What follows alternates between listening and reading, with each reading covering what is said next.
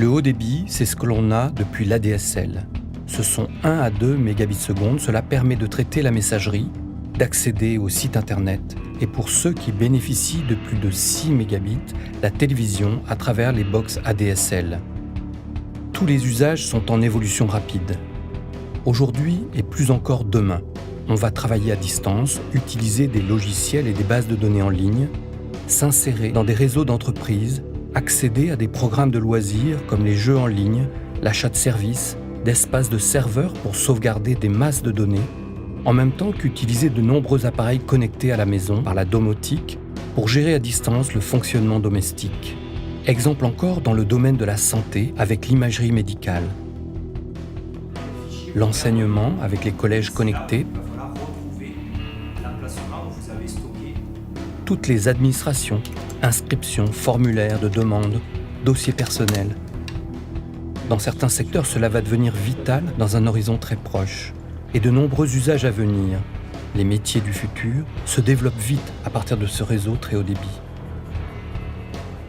À la base de cette avancée technologique, la fibre optique, un support évolutif permettant de passer de 2-3 mégabits seconde à 100 mégabits aujourd'hui, 200 mégabits demain, 500, 1 giga et peut-être bientôt 1 téra. Il est cependant coûteux à installer. Le développement de ce réseau n'est pas calqué sur les limites administratives. Comme pour d'autres réseaux, l'eau, les routes, on hérite d'une histoire, celle du déploiement des télécommunications. La fibre s'inscrit nécessairement dans ce maillage technique. Dans l'Hérault, on a déjà la chance d'avoir un réseau public départemental de fibre optique numéro, déployé sur 1150 km.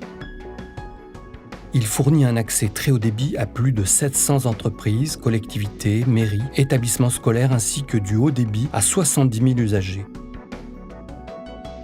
La mission France Très Haut Débit préconise un raccordement à la fibre optique de l'ordre de 80% des Français en 2022. Le département est plus ambitieux. Ce seront 100% des foyers de l'Hérault qui pourront accéder au très haut débit par la fibre optique. Dans l'Hérault, le réseau va se déployer selon 2 grands zonages techniques.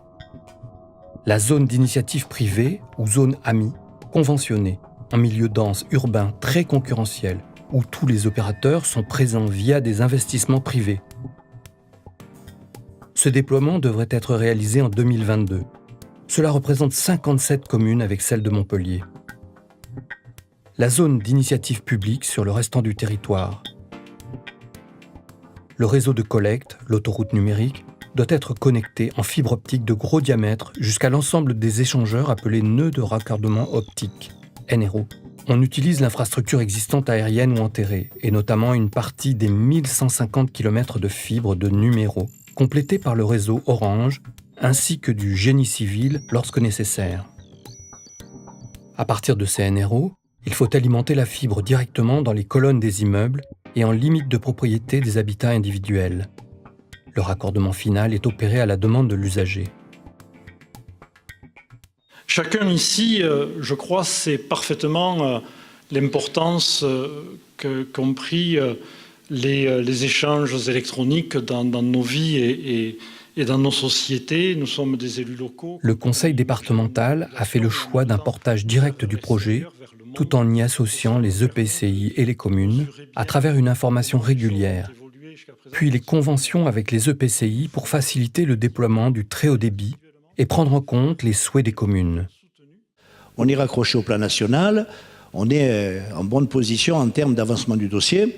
Voilà la raison pour laquelle on va vous présenter ce schéma-là, parce que je suis sûr que vous aussi, vous êtes en attente. Alors, c'est un gros projet, mais rassurez-vous, nous avons des aides de l'État, de la région, puisque inscrit au plan national très haut débit, et puis l'opérateur, puisque nous allons faire une délégation de service public, apportera aussi sa contribution, ce qui veut dire qu'en 5 ans, on aura équipé tous les roues. Le financement s'appuie sur une répartition de fonds publics, principalement portés par le conseil départemental de l'Hérault, complétés par des subventions de l'Europe via le FEDER, de l'État via le Fonds national pour la société numérique et la région Occitanie, ainsi que de fonds privés via la délégation de services publics concessive, c'est-à-dire que l'on confie à un délégataire, un industriel, la conception, la construction, la commercialisation, l'exploitation du réseau. Cela permet de partager les risques et les financements. Le service du département permet d'optimiser les moyens, par exemple lors de travaux d'infrastructure de la voirie, de programmer la pose de fourreaux pour la fibre en même temps que le reste des réseaux, d'harmoniser les plannings d'intervention. Conserver cette maîtrise publique départementale, c'est synchroniser les acteurs du territoire, suivre les délégataires, conventionner avec les opérateurs.